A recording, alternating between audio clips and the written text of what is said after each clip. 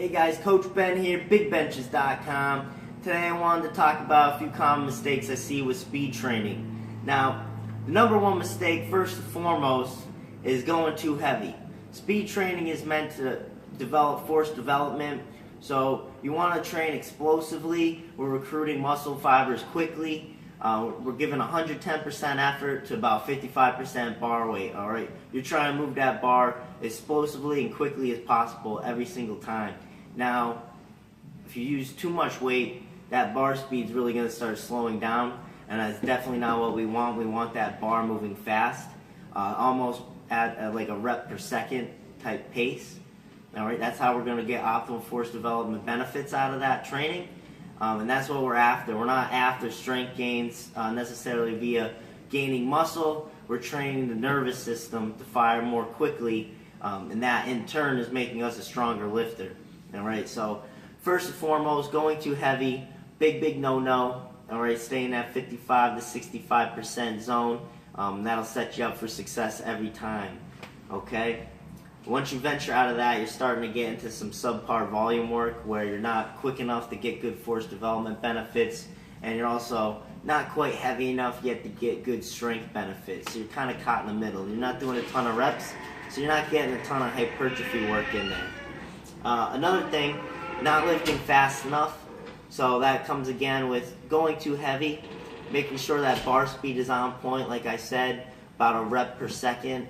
A lot of college weight rooms actually use Tendo units, and they'll actually just end the workout when that bar speed just doesn't hit that like rep per second rate anymore, or they'll drop the bar weight. So you really gotta manage the bar weight accordingly. If it starts slowing down, don't be afraid to just drop weight. You know, a lot of people are just afraid to drop weight off the bar, but if you're just not firing fast that day and you just feel too slow, lower that bar weight. There's no shame in that. You're still getting that benefit. It's about the speed of the bar.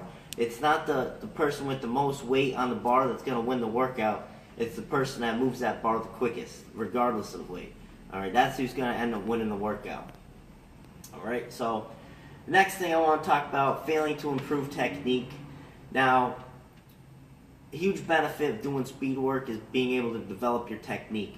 All right, you're not handling much weight, so it allows you to be able to make changes, work on changes to your lifting without having to worry about technical breakdown from too much weight. All right, so have a plan going in. Make sure you're working on something, trying to develop something, and this is your opportunity to do it. I tell clients, technique first, speed second. You don't want speed in the absence of technique, so make sure it looks good, then start moving quickly. All right. Too much rest in between sets. Now, speed work's meant to be very fast. 15-30 seconds rest in between, because not only are we developing rate of force development, but we're also developing work capacity. So the amount of work we can handle in a very little amount of time. Okay, so this is just going to help you not fatigue as quickly, be able to handle more work in general, be able to recover quicker, all benefits.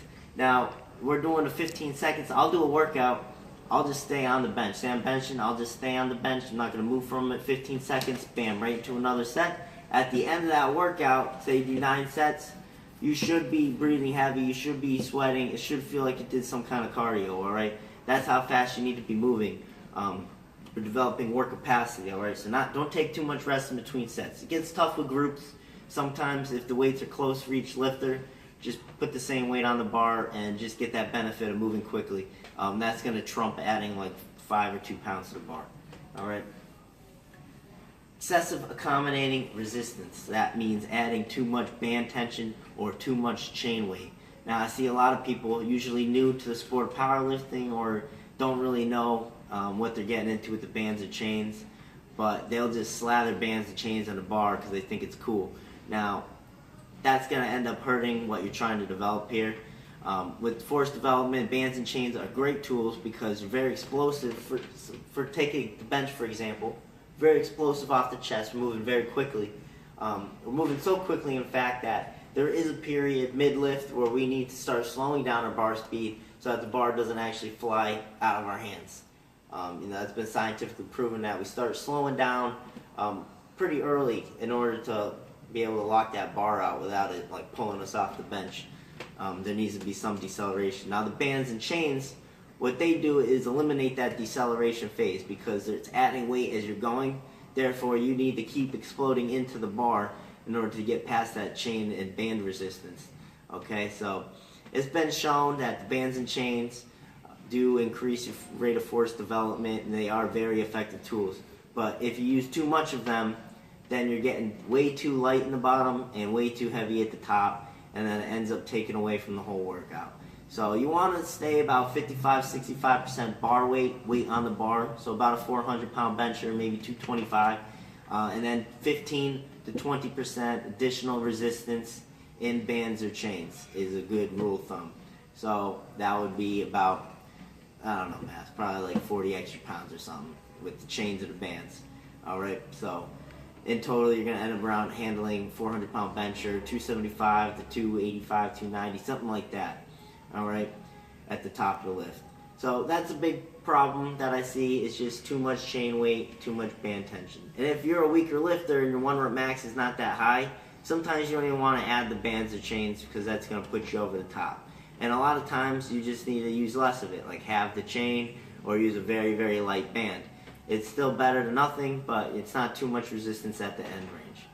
Alright, so that's pretty much the top 5 things I see that kind of go wrong with speed work, that if you can correct, you're going to get a lot more out of your speed training. Okay, so work on those things and you'll start speed training like a pro. Now, this is a great workout because it also acts as a deload. You're not handling so much weight that the intensity is too high. So you're actually being able to deload a little bit when you do the speed training. Okay, so that's the top 5 things I see that go wrong. Definitely try adding in speed training to your workout if you haven't. Check out on YouTube Westside Barbell Dynamic Effort. They're really the creators of this with the bands and chains. They publish a lot of good content out there on how to do speed training correctly. So I'm Coach Ben. I'll talk to you next time. Email me, coachben@bigbenchas.com. A lot of people are getting stronger with my online training. If you want to know more about it, shoot me an email. You can get stronger too. I'll see you next time.